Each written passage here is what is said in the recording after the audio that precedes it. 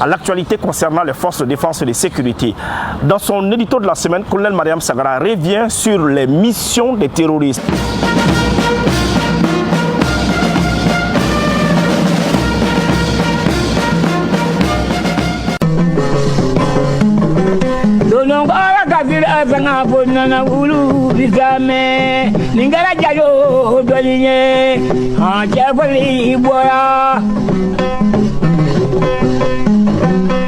Ila mama brazula jadindo maja nyamina araba kale odo maja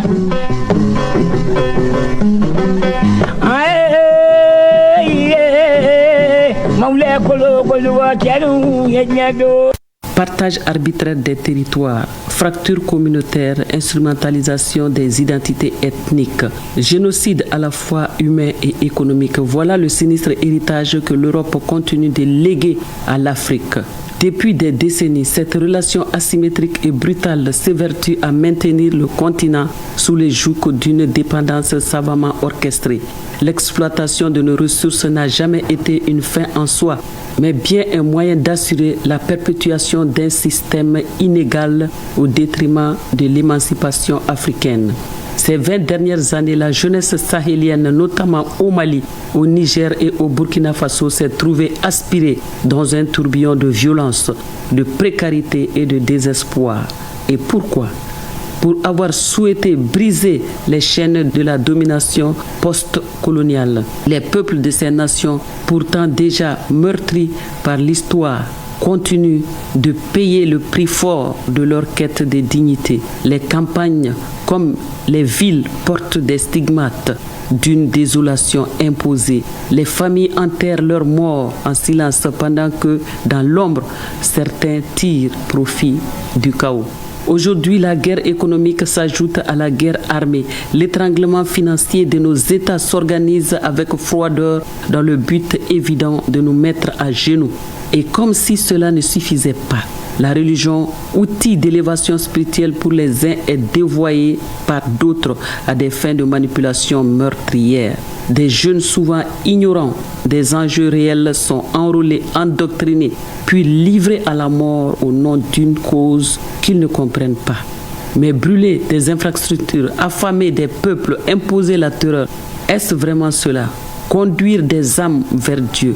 L'obscurantisme brandi comme étendard n'est qu'un paravent.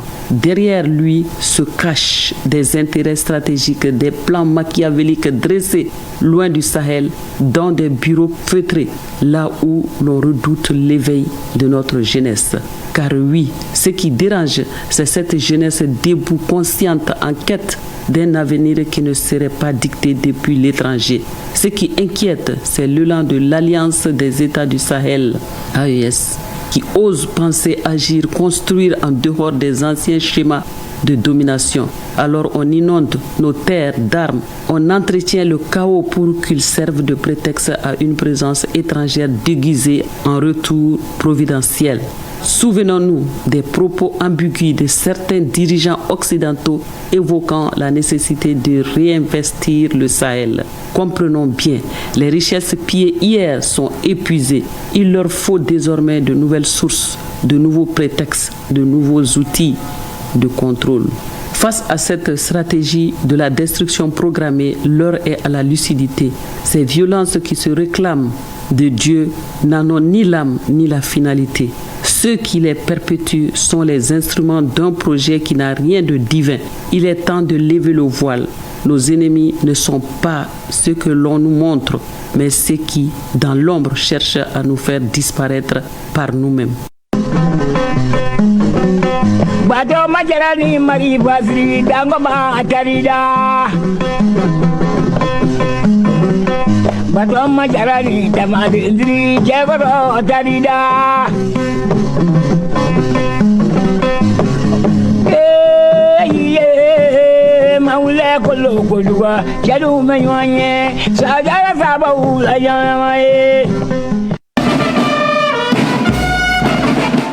Partons maintenant à Koulikoro pour suivre la cérémonie de sortie de la 37e promotion de l'école d'état-major et de commandement de Koulikoro. Suivons. Au programme, la revue des troupes, la remise des insignes et la parade militaire, des moments forts qui ont marqué cette journée. 32 officiers formés, parmi lesquels un personnel féminin, ont achevé avec succès leur cycle de formation de 9 mois. Ces officiers, issus du Mali et des pays amis, ont approfondi leurs connaissances en leadership, commandement et stratégie militaire. Durant leur formation, ces officiers stagiaires se sont investis avec rigueur et engagement dans l'apprentissage des fondamentaux suivants: les méthodes et techniques de travail en état-major, les procédures opérationnelles, les techniques d'expression écrite et orale, la rédaction de la messagerie opérationnelle, la rédaction des ordres, la planification et la conduite des opérations, le leadership, l'anglais opérationnel et les outils de bureautique. Un moment de fierté et de remerciement pour le commandement des écoles militaires du Mali pour la qualité des enseignements. Les résultats ainsi présentés par le commandant de l'école d'état-major de commandement ont été possibles d'une part grâce à la persévérance, à la disponibilité et au professionnalisme des cadres, professeurs de groupe et leurs assistants. Et d'autre part au dévouement et au travail acharné des stagiaires qui ont montré tout le long du stage leur avidité d'apprendre, ce qui leur vaut le succès de ce matin. Comme l'a bien pensé le général Colin Powell, un rêve ne devient pas réalité par magie. Il faut de la sueur, de la détermination et du travail acharné. La capacité de commandement, de leadership des diplômés a été renforcée. Ils sont ainsi mieux outillés pour une meilleure appropriation des procédures opérationnelles à tous les niveaux de la chaîne de commandement, une bonne maîtrise de la coordination de la manœuvre aéroterrestre. Ils sont donc aptes à servir dans un état-major national ou international en temps de paix, de crise ou de guerre. Les stagiaires se disent mieux outillés pour relever les défis auxquels ils seront confrontés. On a beaucoup appris à travers cette formation à l'école d'état-major et de commandement de Koulikoro. Des connaissances tactiques en tant qu'officier de l'armée de terre et en tant qu'école d'état-major terrestre, on a acquis beaucoup de connaissances tactiques. La hiérarchie militaire a salué la diversité des profils et souligné le renforcement des capacités opérationnelles grâce à l'expertise des formateurs. Avec le diplôme d'enseignement supérieur de premier degré, en plus de pouvoir occuper une place dans les états-majors, d'être engagé directement dans le cadre des opérations comme commandant GTIA. C'est pourquoi la nouvelle dynamique a transformé cette école en école de commandement et d'état-major. La partie commandement, grâce à l'appui des armées et services et surtout l'exigence du chef d'état-major général des armées, on arrive à faire la pratique d'un exercice le Méguétan. Bravo à nos futurs sortants de l'école d'état-major de commandement et surtout félicitations et mes encouragements au corps enseignant et professionnel qui ont fait de ces jeunes des gardes compétents à pouvoir occuper des fonctions en organique et en opérationnel. Depuis sa création, l'école d'état-major et de commandement de Koulikoro a formé plus de 800 officiers venus du Mali, du Niger, du Tchad, du Sénégal et d'autres pays partenaires.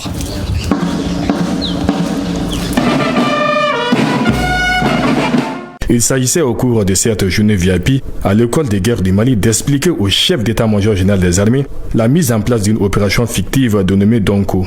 L'objectif de cette opération est de pouvoir contrôler les réseaux commerciaux illicites dans la zone du Liptako-Gourma, de restaurer l'intégrité des États du Sahel et de déceler et neutraliser les groupes armés terroristes afin d'avoir accès à un environnement sécuritaire favorable et propice au développement socio-économique. Cet exercice de synthèse constitue pour la particularité de cette année à mener une opération dans la zone du Liptako-Gourma où il y a les 3 pays, le Mali, le Burkina et le Niger. Donc avec la promotion AES, on a eu à conduire ou à tenir compte des problématiques dans cette zone du Liptako-Gourma en termes de problématiques sécuritaires et en termes de problématiques concernant les enjeux géostratégiques de la zone. En outre, il s'est dit fier de la réussite de cet exercice qui va sûrement renforcer la capacité opérationnelle de ses officiers supérieurs. Les attentes ont été comblées parce qu'on a passé assez de périodes, en l'occurrence 4 périodes, en passant par la planification au niveau stratégique et 2 planifications au niveau opératif et puis la conduite au niveau opératif. On peut dire en un mot que les attentes ont été comblées. L'engagement des auditeurs de l'école des guerres du Mali et la planification mise en place ont impressionné le chef d'état-major général des armées. Cependant, les visiteurs du jour ont invité les auditeurs à mettre en pratique cette volonté affichée dans la lutte contre les groupes armés terroristes. Un message bien perçu par les auditeurs. C'est un exercice vraiment très important dans le contexte que nous vivons actuellement, parce que l'exercice est vraiment très proche des réalités que nous vivons actuellement sur le terrain. Et comme vous le savez, les 3 pays font face aux défis communs, à savoir donc la menace terroriste. Et l'exercice se calque entièrement sur les défis que nous rencontrons dans la conduite donc des exercices sur le terrain. La journée VIP à l'école des guerres du Mali a pris fin par une visite guidée du centre des opérations et une photo des familles afin d'immortaliser l'événement. À l'intérieur du pays, les responsables militaires étaient en mouvement. Des mouvements suivis par notre reporter Alassane Amadou. L'armée malienne s'est battue sur des hommes forts, guidés par des chefs incarnant leur voix et leur courage. De Ségou à Kidal, en passant par Kobe et Bourem, les visites de terrain se multiplient pour renforcer la cohésion, inspecter les conditions opérationnelles et relayer les directives de l'état-major général des armées. À Ségou, le colonel Moussa Ongoiba inspecte les postes de sécurité de Djoura. Mais voilà ici au camp de Djoura, au nom des plus fortes autorités de la transition, nous transmettons nos sincères félicitations et à toi et à l'ensemble de tes personnels. Il faut comprendre que notre seule religion commune, ça c'est notre patrie. Donc on ne va pas les laisser à cause de X ou de Y. Que tu peux être chrétien, tu peux être musulman ou tu ne crois même pas, c'est des détails chez moi. La seule religion commune, ça c'est notre patrie. Et notre patrie, on ne va pas les laisser à un iota qui que ce soit. Préparez-vous moralement et encore intellectuellement et tactiquement et techniquement sur le terrain. C'est important. À Gao, le commandant du secteur 1 se dirige vers Bourem. Quand un colonel serre la main de ses hommes en pleine brousse, ça change tout. Nous avons un sentiment de fierté de la part du comme secteur. Nous avons eu beaucoup de conseils. Les conseils, c'est tout. Conseil de sécurité, conseil de combat. Nous sommes très très ravis de la présence du secteur et sa délégation. Nous sommes fiers de lui. Sa présence nous a donné beaucoup de morale. Vu la situation sécuritaire, il était nécessaire et primordial de venir à Bourem et rehausser le moral des hommes. Et tout d'abord, à notre arrivée, on s'est recueilli sur la tombe des voyants soldats décédés lors de l'attaque de 2023 à Bourem. Après, j'ai fait une évaluation de la situation sécuritaire en faisant les tours des checkpoints et donné beaucoup de conseils et rassurer les hommes de la disponibilité de la plus haute hiérarchie à les accompagner, les soutenir, à défendre ce pays, à défendre cette population de Bourem. Ensuite, j'ai rencontré la population dans le cadre des actions civiles et militaires. J'ai remis 2 tonnes de riz pour les familles de déplacés. À l'issue de la visite, j'ai vu des hommes engagés, prêts à défendre cette brave population de Bourem. Toujours à Gao, un camion en route pour Ansongo a été attaqué à Kobe. Alertés, les forces armées maliennes sont immédiatement intervenues, récupérant véhicules et cargaisons avant de les restituer aux transporteurs. Nous sommes venus remercier les forces armées maliennes pour nous avoir rendu les camions. C'est grâce à leurs efforts que nous vaquons librement à nos occupations. Nous les remercions énormément. Ces camions partaient à Ansongo, sur la RN17. Dieu merci, dès qu'on a eu l'information, nous avons intervenu pour sauver les chauffeurs qui est actuellement à l'hôpital d'Ancien. Sa vie n'est pas en danger. Nous demandons au syndicat des chauffeurs, toutes les populations, de nous aider à les sécuriser en donnant les renseignements, en dénonçant ces bandits. Ils sont parmi nous, ils vivent avec nous. Cela permettra d'accomplir nos missions régaliennes avec efficacité.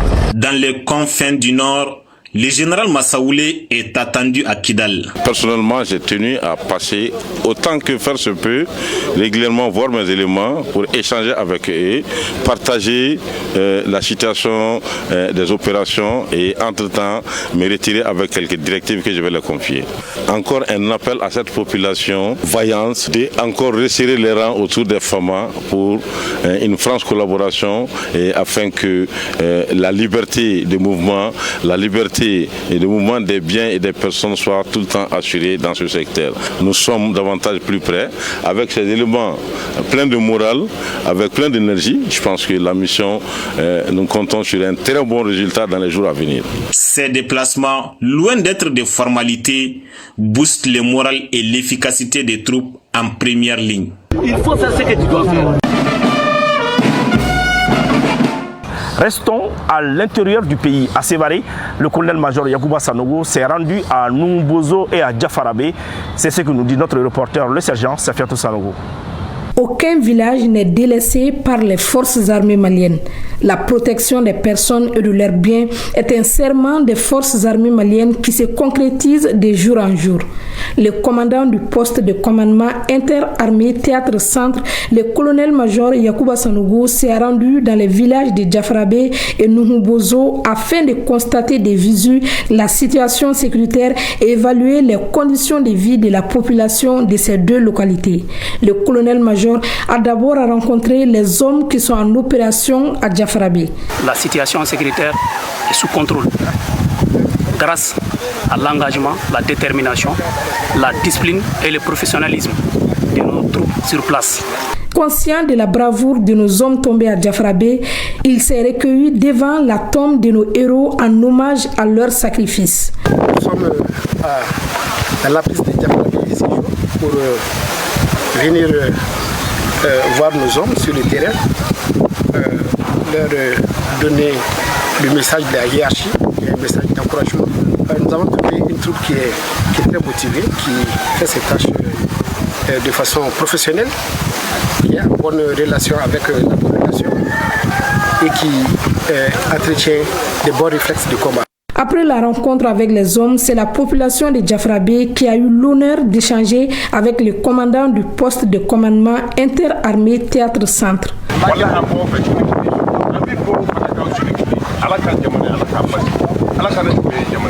Il a ensuite poursuivi sa visite dans les villages de Numbozo qui a tant souffert des attaques et blocus imposés par les terroristes. Ils ont ainsi reçu des sacs de riz offerts par la hiérarchie militaire. Nous savons que la population de Numbozo a été très républicaine, elle est restée fidèle aux efforts, aux femmes.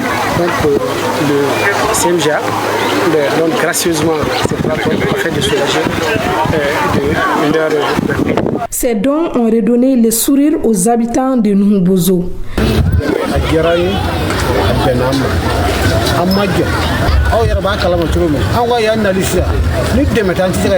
Ces déplacements témoignent de l'engagement concret des forces armées maliennes à rester très proches de la population, à écouter leurs préoccupations et à renforcer leur présence dans les zones sensibles.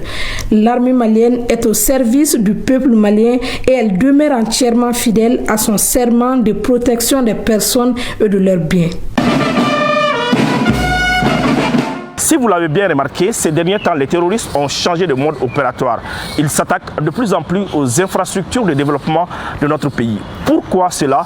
Dr Touré, universitaire, nous donne des explications. Ce qui se passe actuellement au Mali, c'est que la guerre asymétrique s'inscrit dans une nouvelle phase. Donc cette nouvelle phase s'est développée autour des stratégies qui viseraient essentiellement à contester l'État, imposer une idéologie et exploiter les failles sociales et économiques. S'agissant de ces stratégies, la première stratégie consiste à la déstabilisation de l'État, c'est-à-dire s'attaquer aux industries, aux infrastructures, aux sentiers, etc., viserait uniquement à affaiblir l'économie et l'autorité de l'État. Donc la deuxième stratégie qui s'inscrit de plus en plus au Mali, c'est la promotion de l'idéologie terroriste et qui consiste à s'attaquer aux symboles d'apprentissage, c'est-à-dire les écoles. Et quand on parle des écoles, nous avons la fermeture des écoles. Et la troisième stratégie, c'est celle qui consiste à saper l'effort de l'État en termes de développement, en termes de récupération du territoire, notamment en s'attaquant aux écoles et aux bases militaires. C'est-à-dire que ces attaques consisteraient à saper le moral, non seulement des populations et des personnes qui sont susceptibles à encourager ou à venir en aide à l'État. La quatrième stratégie, celle qui est la plus conséquente, c'est-à-dire s'aimer la peur. C'est-à-dire quand on parle de s'aimer la peur, c'est une guerre psychologique en s'attaquant directement aux civils et à punir la collaboration. C'est-à-dire même si les situations se trouvent dans des tentatives ou des potentiels candidats à aider l'État à lutter contre ceci peuvent être frustrés à ne plus aider l'État dans cette guerre asymétrique. Et la quatrième qui consiste plutôt à rejeter toute action de développement au Mali, notamment l'action des partenaires qui vont aider le Mali à travers les projets internationaux. Nous avons vu ces actions consistent à s'attaquer directement aux projets internationaux et ces actions consistent aussi à dissuader les partenaires au Mali qui viennent investir. Nous avons vu malheureusement les industries qui ont été attaquées, des étrangers ont été enlevés. Donc ces actions consistent toujours à saboter toutes les actions de développement. Et en dernier lieu, la grande stratégie qui consiste maintenant à exploiter les failles dans le but du terrorisme international, du trafic transnational organisé pour asseoir leur autorité et récupérer des territoires.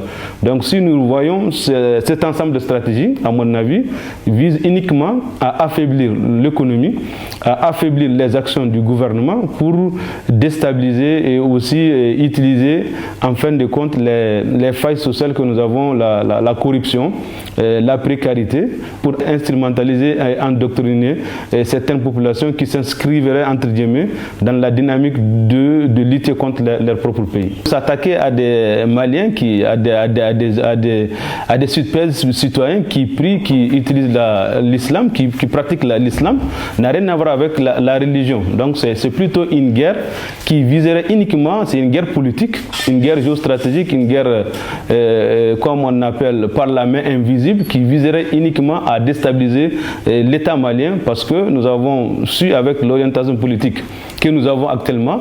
Donc c'est une nouvelle guerre, parce que si vous constatez ce qui se passe, la riposte des FAMA contre le complot international, la coordination des attaques, l'utilisation des armes, l'utilisation des technologies prouve à suffisance qu'on ne s'inscrit plus dans une guerre idéologique, on s'inscrit dans une guerre d'expansion à des fins politiques, à des fins géostratégiques. Donc tout ce qui se passe actuellement, pour moi, c'est des stratégies politiques, géopolitiques, afin uniquement de déstabiliser le pouvoir politique à travers l'économie, à travers le sabotage et tout ce qui s'ensuit. Tout le monde doit faire de telle sorte que le Mali puisse profiter de sa diversité humaine. C'est-à-dire qu'on a besoin de la richesse humaine de tout un chacun. On doit contribuer à l'effort des guerres, à l'effort vers les FAMA et à l'effort vers un Mali uni, prospère et vraiment souverain. Et ces actions par rapport à la population, c'est que la population d'ores et déjà devrait comprendre que ceci, les FAMA qui luttent du jour comme nuit sur les théâtres, malgré le sacrifice ultime qui assure notre sécurité, et c'est à travers ça que nous avons la mobilité, nous avons notre libre circulation. Donc comprendre que la dimension humaine elle est importante dans la communication vers les femmes, qu'on comprenne que c'est des êtres humains comme nous.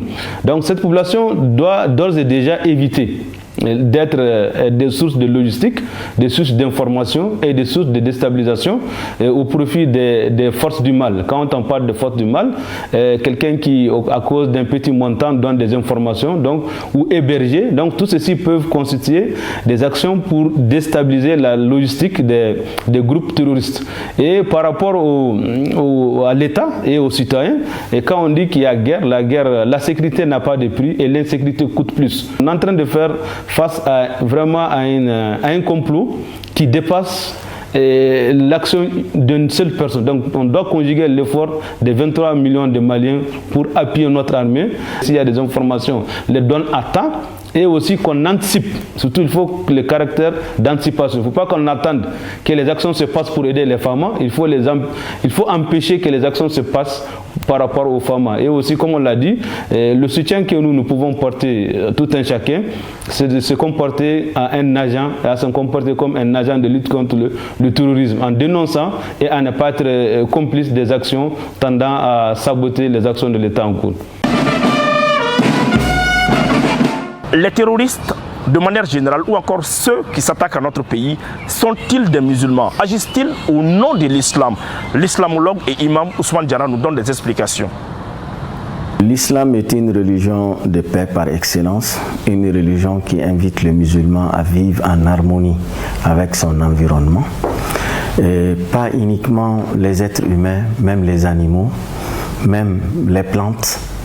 Le prophète, paix et salut sur lui, nous interdit de couper les plantes sans besoin, à plus forte raison d'ôter la vie humaine. La vie est sacrée en islam. Rien ne suffit d'enlever la vie des innocents. Et le Coran est formel là-dessus.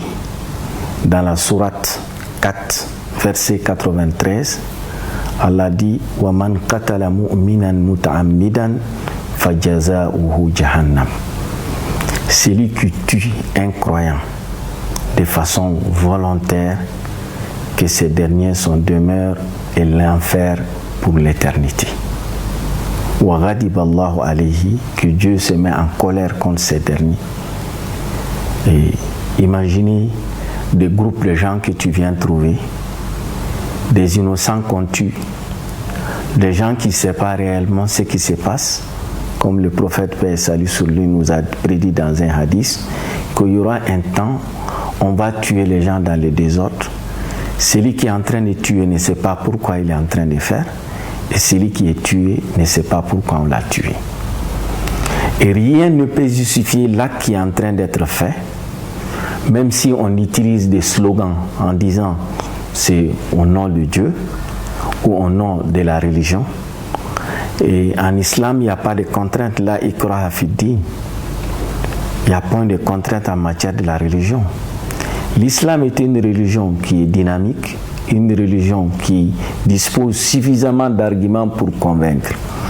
Il n'a pas besoin d'utiliser la force ou la violence pour convaincre les gens. Ils sont en train de violer les principes de l'islam.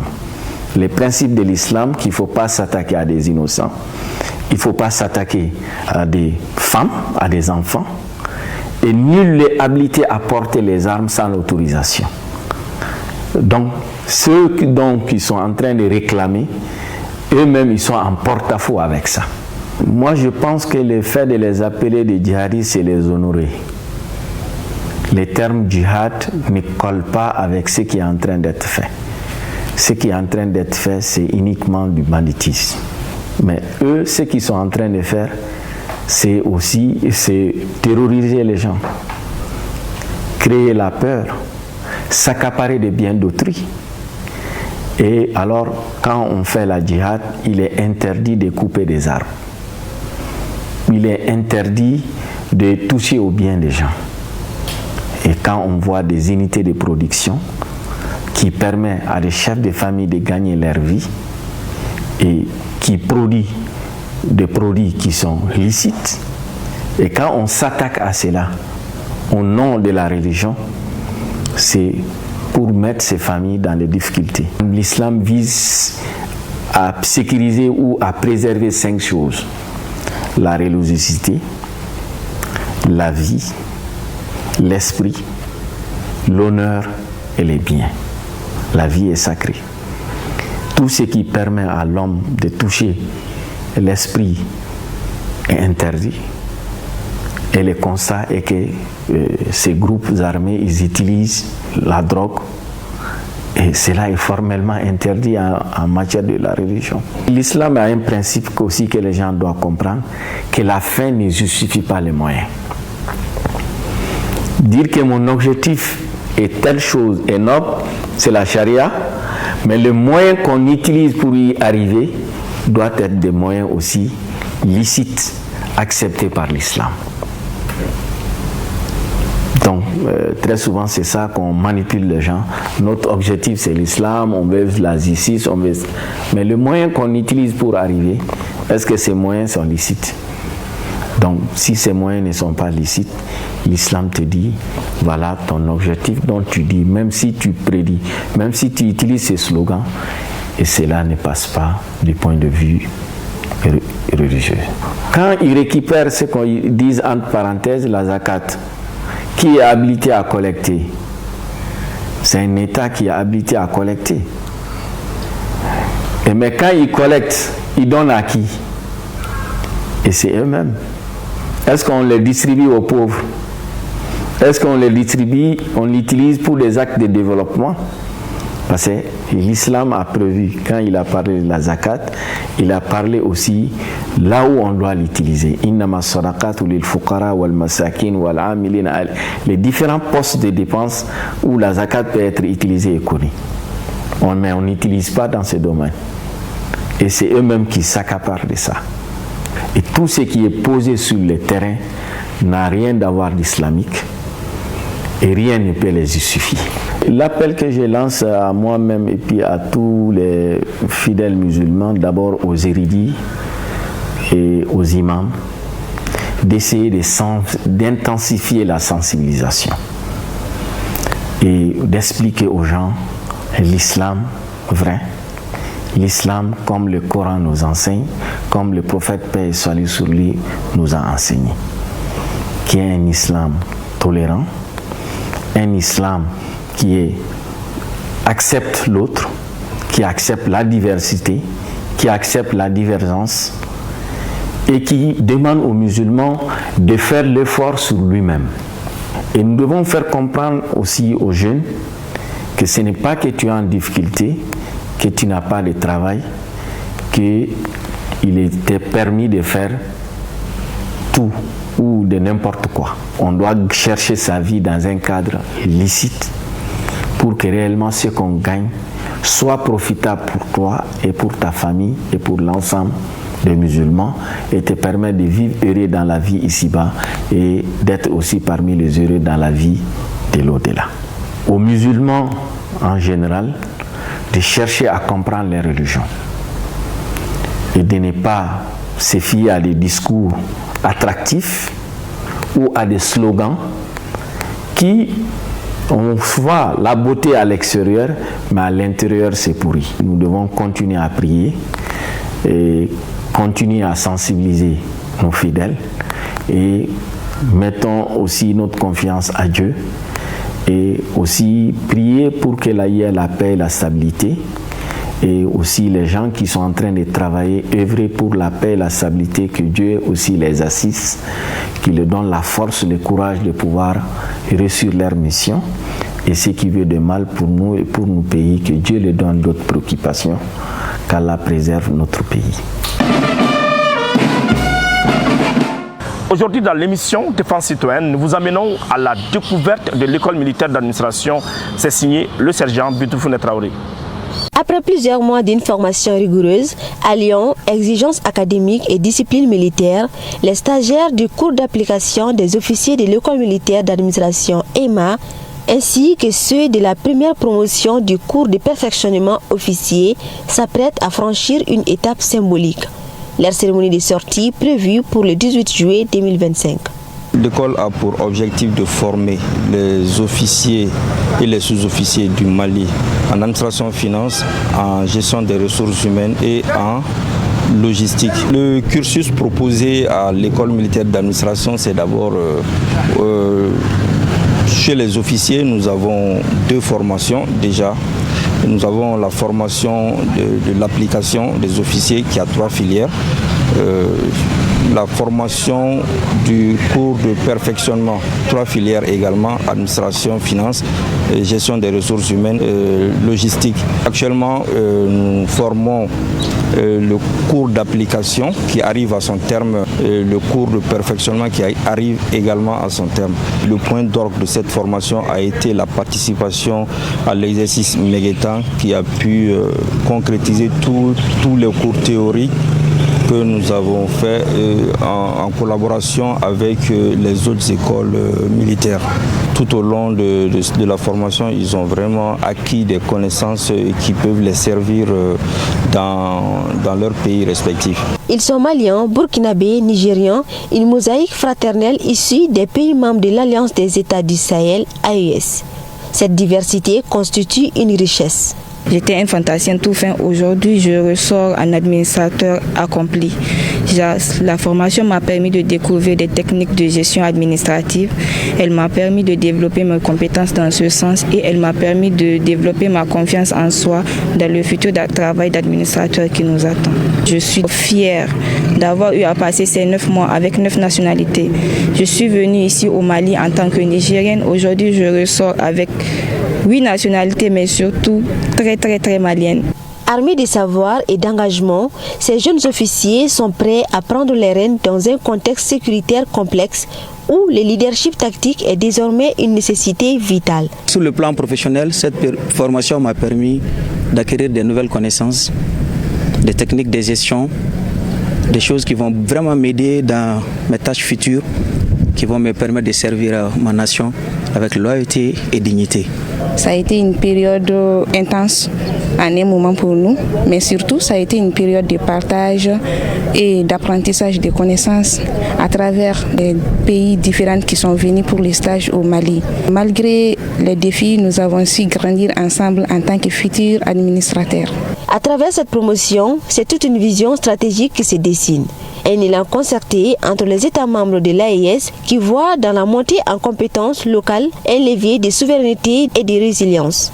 Cette dynamique traduit une volonté partagée de bâtir une coopération militaire solide fondée sur la compétence endogène. Avec ce stage, on a acquis beaucoup de connaissances. Nous sommes fiers, nous sommes contents d'avoir passé les 5 mois car nous allons appliquer tout ce que nous avons appris.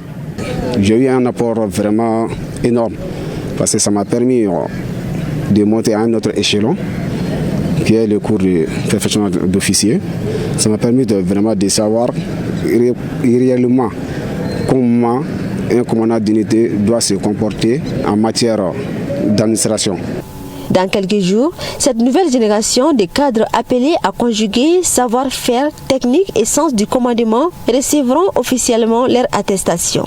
Une page se tourne, une autre s'ouvre, écrite au service de leur armée et de la stabilité régionale. Les Maliens continuent de faire parler leur cœur. Certains ont apporté leur aide à l'armée malienne. Suivons les détails avec le sergent Safiatou Sanogo. Dans un élan de solidarité et de patriotisme, les Maliens restent debout pour soutenir ces forces de défense et de sécurité, quels que soient les défis à relever. Le président d'honneur des Maliens résidant au Congo, M. Cheikhne Diawara, vient de remettre une somme symbolique d'1 million de francs CFA aux forces armées maliennes comme effort de guerre. Notre ami Cheikhne Diawara, avec tout ce que l'armée fait, il est très content et il dit qu'il va faire un geste. Ce geste-là qu'on a venu faire à l'endroit de l'armée pour participer à l'effort de guerre. Au peuple malien, nous demandons à tous, comme on le dit en Bambara, Tamamandoro Bakele Mancha, que chacun fasse ce qu'il peut faire, fournir quelque chose à l'armée pour l'encourager, parce qu'on sait que c'est un travail assez dur, assez pénible. Mais si on les encourage, cela aussi les amène à prendre du courage. Et nous saluons beaucoup les efforts déjà fournis, la libération de Kidal, d'autres villes, l'effort qu'ils ont eu à faire à Kaïtou récemment. Et partout où il y a le terrorisme, ils sont présents pour vraiment indiquer le mal. Ça, bravo à l'armée, bravo à nos enfants, tous ceux qui sont sous le drapeau, et nous les encourageons. L'Itimina, c'est l'île d'Afrique, c'est pas seulement le Mali. Vous êtes vraiment bon exemplaire. On est avec vous, on ne vous abandonnera pas. L'Afrique est grande, c'est grâce au Mali. Vous êtes vraiment un pion de courage. On est avec vous, on ne vous abandonnera pas. On vous souhaite bonne chance, beaucoup de succès. Dans ce même élan de solidarité patriotique, le commandant des zones de défense numéro 3, le colonel Pascal Berthet, a également reçu une somme de plus de 4 millions de francs CFA de la part d'une délégation représentant toutes les sensibilités de la ville de Kati. J'ai accompagné les forces vives de Kati dans la zone de défense numéro 3 de Kati pour remettre un montant significatif au commandant de zone en guise de contribution à l'effort de guerre. Je suis fier de cette société civile, de cette force vive, parce que quand on fait ces gestes, ça veut dire qu'on a confiance aux autorités, dans tout son sens. Qui dit une armée forte dit une population résiliente. Ces actions revigorent davantage les forces armées dans leur mission de protection des personnes et de leurs biens. Les gestes qu'ils viennent de faire aujourd'hui témoignent de leur reconnaissance des efforts faits par l'armée pour la stabilisation du Mali. Et nous leur témoignons toute notre reconnaissance et toute notre gratitude, et leur soutien nous est d'une très grande aide. La réussite d'une armée dépend de la résilience de sa population, que cette population soit toujours mobilisée aux côtés de ses forces de défense pour la paix et la stabilité dans un Mali nouveau et prospère.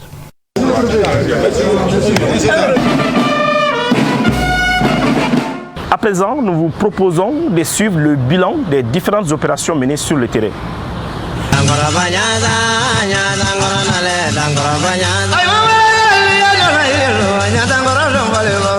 Au cours de la semaine, les forces armées maliennes ont conduit plusieurs opérations dans les théâtres de l'opération de Goukoloko dans le cadre de la lutte antiterroriste. Ces opérations ont abouti à la neutralisation des terroristes et à l'arrestation des suspects, à la destruction de bases terroristes ainsi qu'à la récupération de bétail et de divers matériels. En ce qui concerne le théâtre centre, le 7 juillet 2025, une base terroriste a été détruite à Kouakourou dans une forêt située à environ 10 km à l'est de l'emprise des Fama. Le 8 juillet 2025, une mission aérienne a permis de traiter avec succès un véhicule transportant des flux de carburant dans la localité de Zouéra. Le 11 juillet 2025, les Fama ont mené plusieurs opérations dans les localités suivantes. À Gossi, plusieurs hameaux servant de refuge aux terroristes ont été détruits. À Sévaré, une patrouille de proximité a récupéré une moto et divers articles. À Niafunké, une patrouille de proximité a interpellé 6 suspects dans les secteurs de Tiendé et Tombia. Ces derniers ont été remis aux autorités compétentes. À Ber, une mission des FAMA a détruit des stocks de carburant appartenant aux groupes armés terroristes.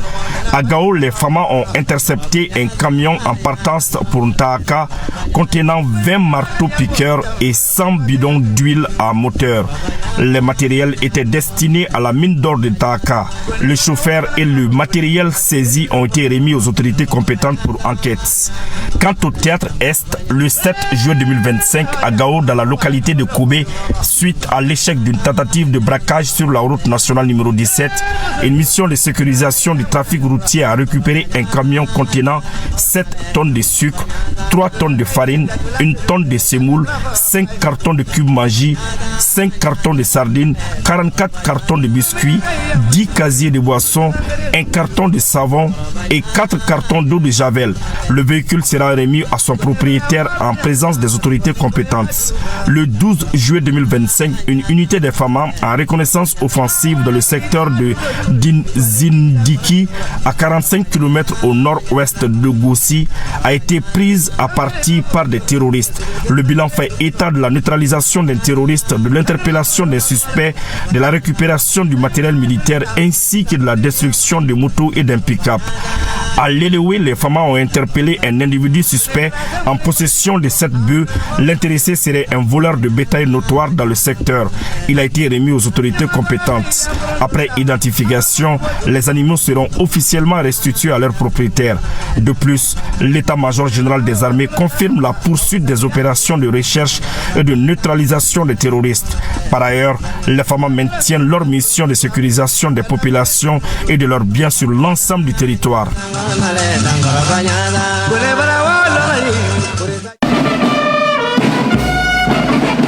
Ils ont fait le sacrifice ultime pour la patrie. Dans cette émission Défense citoyenne, nous ne cesserons jamais de rendre hommage à ceux qui ont donné leur vie pour le Mali. C'est une réalisation de colonel Mariam Sagara et de l'adjudant-chef Adama Traoré.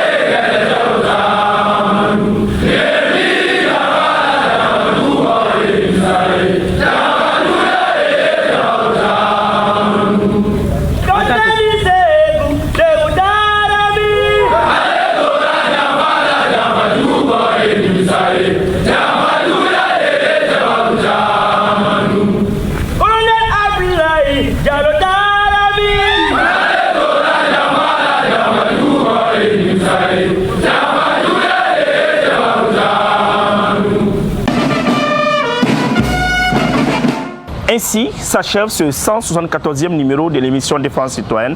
Merci de l'avoir suivi. Un grand merci à toute l'équipe de production. Nous vous donnons rendez-vous la semaine prochaine, Inch'Allah.